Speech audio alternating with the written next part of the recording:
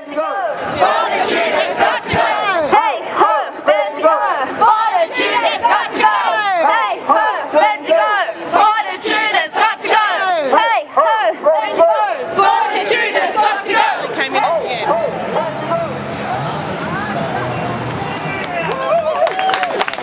So she's going to share a little bit of information about the lessons learned back then and how they fit within the framework of what we're dealing with now. So can we get a hand for Sandra?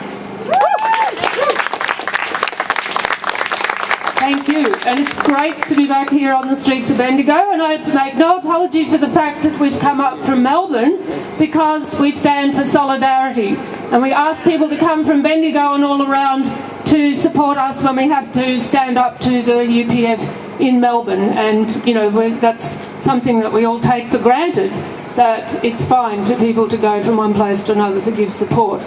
I want to start, I actually want to acknowledge the Bendigo Action Collective. I think it's absolutely fantastic, the intrepid campaigning that goes on here, because I grew up in a regional town in Queensland and I know what it can be like if you don't go along with you know, what's respectable opinion. And I wanted to start by actually referring to the scum who create the climate in which the fascists can feel more confident to come out. Like now, it's about 25 years now that Labor and Liberals, all the media, have been promoting Islamophobia to justify sending troops rampaging around the Middle East, destroying Afghanistan, all the things you all know they've been doing. And so that's a background to the kind of Islamophobia we're seeing today. But also they've spent that whole time demonising refugees. We've seen the orchestrated raids on people's homes with hundreds of special forces turning up with TV cameras in their tow, in Sydney in particular, and then do we see the same fanfare when it comes out that actually they didn't find one terrorist? The whole atmosphere to back up the anti-terror legislation, so-called, which is just an excuse to attack our civil rights. All those things that come together and create a background that creates a sense of fear, uncertainty, and legitimises the sort of racism that we saw Reclaim Australia start up and UPF trying to attach themselves to. And I think it's important to see that they create this climate, because the UPF is small, and you know, at least we were able to push Hanson back, which I'm going to finish with in a minute. But at least if we keep in mind who the real enemy are, it's the scum in that 1%, really, backed up by the media. And I'm sure you've all seen the scandal of Paul Sheehan, who constantly writes Islamophobia columns. Not only was it in the usual commentary pages where it was, the Sydney Morning Herald brought his lies about Muslim men to the very front of the paper, and now, you know, they've got egg on their face. But nevertheless, he's not been sacked like people who, you know, on the left who say anything that they don't like. And so, you know, I think it's important to see them, because I want to make the point about fighting Pauline Hanson, because a whole lot of the same arguments came up that we're having to deal with today. And I don't want to argue that we should be doing anything other than what's planned today. But sometimes it has been important that people actually confronted the far right. And when we were campaigning against Pauline Hanson, people said all the same things. Don't go and protest, to just give her wind in her sails. Well, actually, she was actually a darling of the media everywhere in Australia, much more so than any of the racists have been this time around. That when she got up and made her maiden speech, every Murdoch press in the country published it word for word. One study found that every day, for month after month, she was mentioned in the press 200 times a day. And most of those reports were sympathetic. And even if they weren't, they just kept her in the news all the time, promoting her. John Howard started adopting all her policies as the policies of the Liberal government. Again and again, you know, and the lies that Sheehan spread the other day reminded me of the media, how they spread the lie that John Howard made up with the backing of personnel in the Navy, the media, everyone, that the asylum seekers had thrown their children into the ocean. And, you know, it takes ages for it to come out the truth that actually this was just a manufactured lie to create hostility to the refugees. So demonising the refugees has been the other thing, you know, throughout the whole period.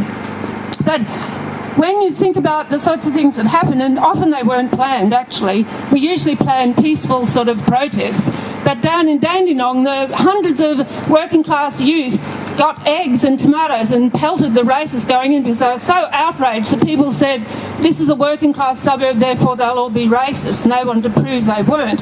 When we went to Geelong, we actually managed to go into the meeting led by Aboriginal youth and students, and we just pushed a bit and the cops let us in, and then they took over the platform, and so we had an anti-racist meeting instead of a Hanson meeting. That was one of the highlights. I love that day. Then in Perth, 2,000 or 3,000 people gave the racists going into her meeting hell, and the next morning about 800 people, most of them high school students, turned up and spoilt Pauline Hanson's breakfast. There were high school students here in Bendigo, actually, drove her out of the town, high school students, and so, again and again, all these protests, and then there were 1,500 people turned up in Hawthorn in '98 when she tried to make, a stand. She couldn't get into Melbourne, just like the UPF haven't been able to this time. And 1,500 people blockaded the hall where she was to speak. And no amount of charging with police horses or whatever the police could dish up would not move the crowd. They would not move. And, there was all kinds of talk about violence, but the police were the ones dishing out the violence. I got walked all over by a police horse. And but the press began to turn, that changed their tune. And the Herald Sun started to say, actually, Pauline Hanson is causing too much trouble. She's disrupting the unity of the nation. She's polarising the extremes of left and right. Actually, we were the ones doing the polarising. And if we had never gone and made the fusses that were made, I tell you, Pauline Hanson would have become a force. And I'm absolutely confident that it was. The constant protests everywhere she went. Sometimes just peaceful, where we had to be, we didn't have the numbers. People would stand and make it clear to legitimise protesting against racism, to legitimise arguments against all the things that give the far right the nerve to keep on organising and can start to attract people around them, because at the same time as all this is going on, they're cutting social services, there's not enough housing for people, cutting education. Kids know that the kids in the schools in their area are so disadvantaged compared with the better off areas. All the things that I'm sure you all know, but we need to put them together to think about, it's the people who are responsible for all this. They took fright and they said, actually, we had to stay, they had to back off. That Pauline Hanson was causing too much trouble. The Herald Sun even did a counting thing and decided that they were spending too many hundreds of thousands of dollars on security to let her have her meetings. And so that, combined with the fact that to actually go to her meetings, you had to face the fact that hundreds, if not thousands of people were there chanting all the things that we're chanting, no to racism, defending the rights of Muslim refugees, and in those days it was very much, Hanson was out against Aboriginal rights, and John Howard was on the rampage about Aboriginal land rights and native title. And so I think, I'm quite proud that I was involved in all those activities.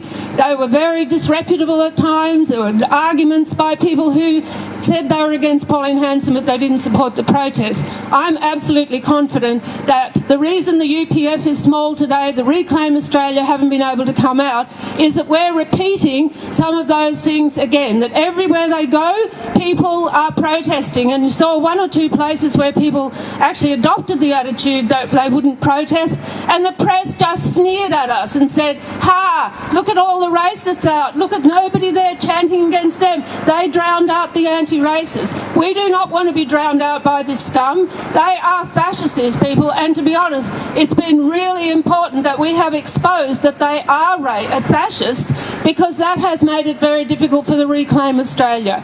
You see reports regularly on social media where people saying, I just wanted to stand up against Islam and all the rest of it, but I don't really support fascists. And so that's been, I think, very important. And for the moment, we're holding them back. They're coming back to Melbourne after Easter. I meant to check on the exact date. I think it's It's the weekend after Easter anyway. What day? The 3rd of April.